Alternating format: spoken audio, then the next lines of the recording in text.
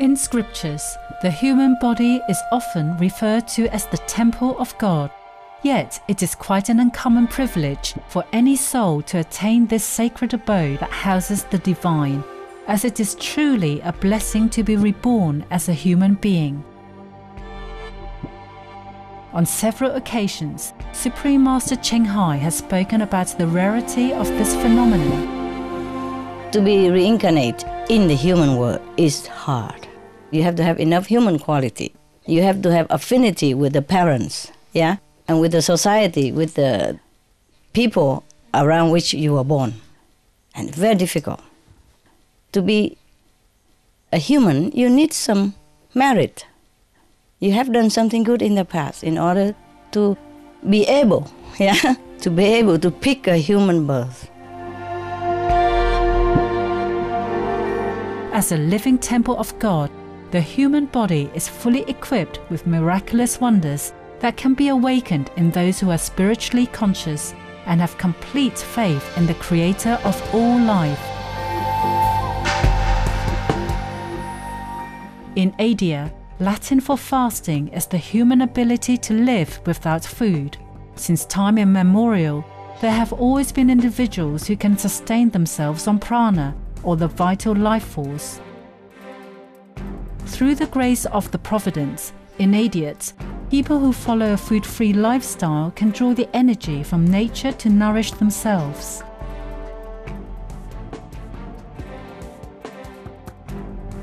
They live on the chi, from the ground, or from the forest, and from the sun and from the air. They make use of all that. Or they live on love, on faith alone. These individuals are known as Breatharians, Solarians, Voltarians or Pranarians, and they come from all walks of life, from different cultures and all corners of the world. Indeed, the possibilities and miracles in this life as our benevolent Creator has designed for us are endless. We only need to connect within to recognize our abounding largesse as God's children.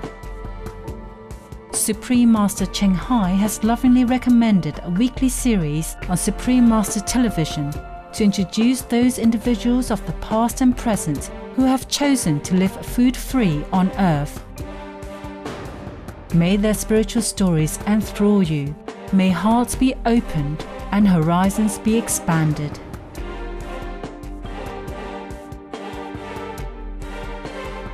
We now invite you to join us for part 2 of our 3-part program, Elitom Ben Yisrael, Living a Holistic Breatharian Lifestyle, on Between Master and Disciples. This program discusses the possibility of breatharianism, or living without eating food, and is not a full instruction. For your safety, please do not attempt to cease eating without proper expert guidance.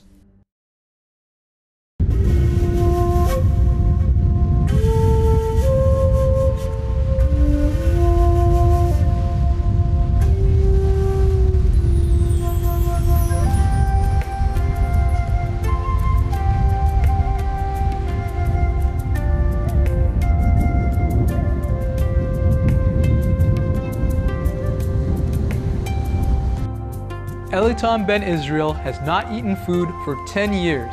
He's healthy, energetic, and happy. To help others lead a healthier lifestyle, Elitom shares his knowledge of holistic medicine and exercises, and promotes the compassionate, animal-free vegan diet. To learn more about his breatharian lifestyle, our Supreme Master Television correspondent interviewed Elitom in Ohio, USA. During the interview, Elitom shared that he grew up in an ordinary household, eating the standard American diet, and heading for a life beset with health problems as a result of consuming animal products. Luckily, in his quest for self-knowledge, Elitom discovered an alternative, compassionate lifestyle that enlightened masters through the ages have taught and encouraged. Through the plant-based diet, Elitom avoided a grim fate of animal product-related diseases. From that point on, he gravitated toward alternative meat-free diets that included raw and liquid foods. One day, when he learned about jasmuhine, a breatharian in Australia, Elitom decided to dispense with food altogether. As he began to rely on the cosmic energy or prana for sustenance, Elitom realized that the process of becoming a breatharian was challenging. However, he persevered in his goal. Determined to become food-free, Elitom utilized holistic approaches that included meditation, exercises, and communing with nature to overcome the transitioning stage. One thing I noticed in my transition, when I did try to experiment with this type of food or experiment with this type of food, I don't even see what the taste was or what I was eating. It's like eating dirt now. It was like an illusion. What was that I was doing to myself? So, of course, when humanity experienced that as a whole, of course, they're going to finally pick up that didn't taste good after all. That was a belief system, a mindset, and we could all launch off into bettering the planet and the universe. As a breatharian, Elitom realizes he doesn't even need to drink water. Similar to the breatharian Indian holy man Prahlad Jani, Elitom's body produces the water it needs. I'm really curious, you mentioned before that you can create water spontaneously within your own body. Yes. Please dwell upon that for us. Now, going through the breatharian process, that's usually the biggest challenge. To really break that belief system, can a body create water? They call it, like when you make a diet changes, you got your live and raw foodist, then you got a place called a liquidarian. That's a person who still chooses to drink. That's right under breatharianism, before you break it off. The body creating liquid for itself, that is very hard, because when you're going through that transition of leaving foods alone, the body will actually grab what it needs. They call this the most refined diet in the world, because even though you might say, well, I eat carrots and broccoli and it'll give me this, this, and this, you can eat too much and get too much of something compared to breatharianism.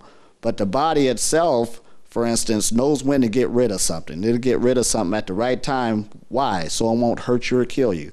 It might be a discomfort coming from the liver. You feel it for days and days. It will quit, but the body will get rid of it at its time, and so it will not harm you. So therefore, in order to make it move, it will move itself without you taking liquids. It will create its own liquid in order to remove that. There were noticeable changes which Elitom experienced once he stopped eating food. When you stop eating food, you are stopping a chain of reaction. Yes. Your social behavior, there's things that come along with it. Do you feel isolated? Oh, yes, many times. Exactly. So you have to find comfort inside of you? Comfort inside of you, or you either play that game over a period of time. I went through a game that I had to not only play with myself, but with others around me, so you won't bring attention to yourself. You might go and have a soup. You might go and have, especially when you're with friends and stuff, you might have some tea, a juice or something. Your body is still going through discomfort, but it's like you're making a sacrifice just to keep the heat off of you. But the more and more this knowledge get out there, the more and more you can really be you and launch off to where you need to go, and hopefully others could come along also for the ride. As he overcame the social obstacles to becoming fully food-free, Elitom reaped the physical benefits of being a breatharian. Do you get sick still? Not at all. Not at all. When you deal with sickness, illness, and disease, those are 3 different levels of an energy that's going low. In other words, sickness is a energy where you'll get rid of quick, sort of like a cold. If you don't do nothing, the body will get rid of that cold over a period of time. And illness is the same thing, it's just a lot more strenuous to get rid of. It's sort of like chicken pox. It's going to take a lot longer time, but the body will get rid of it. But a disease, which is dis-ease or discomfort, sort of like cancer, it's harder to get rid of. You can get rid of it because there's information coming out of it, but it'll take a lot longer. A different type of change, a lot more energy you have to put into it because you put a lot of energy to get it.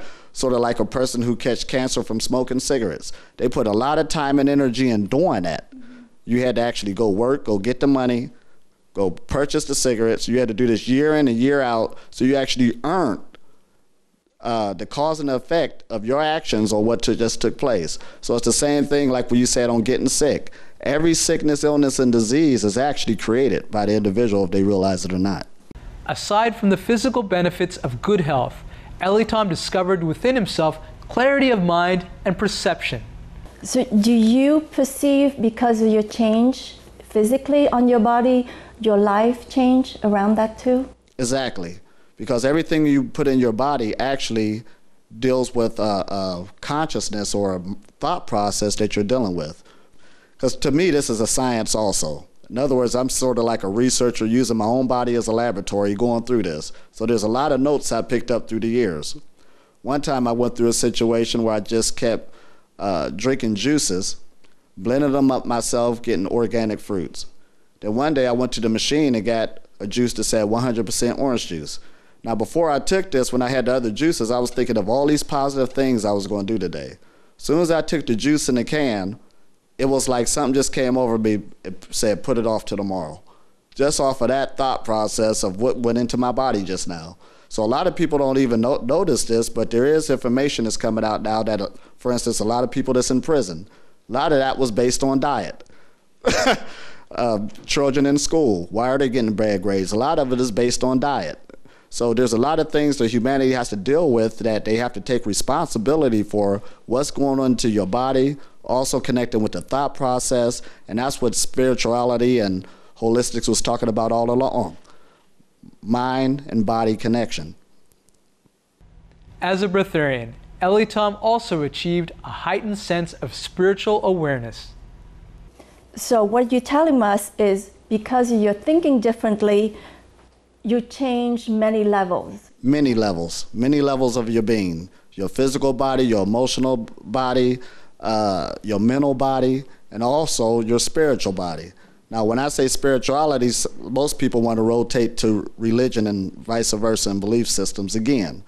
However, I look at it as when you look at that word spiral being the root word of spirituality, every thought process and every deed that we do either going to raise your vibration or lower it. So all of us is on that. In spirituality, you actually can raise your energy because we're not inner energy where you just stagnate it, or you can lower it. It's your choice. Actually, when we're dealing with these changes like this, I'm even on a level of growth where there's so much levels of growth. I wish I was around other people just like me.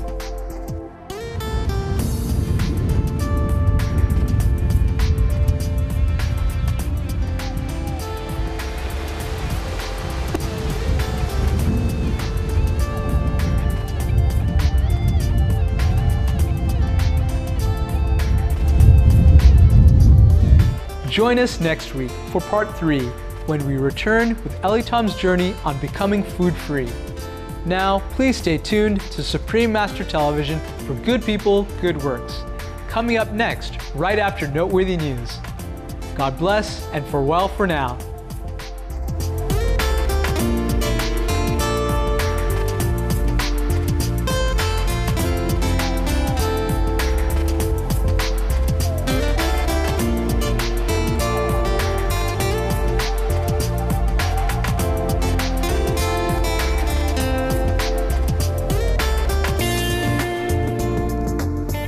For more details, please visit www.suprememastertv.com/BMD.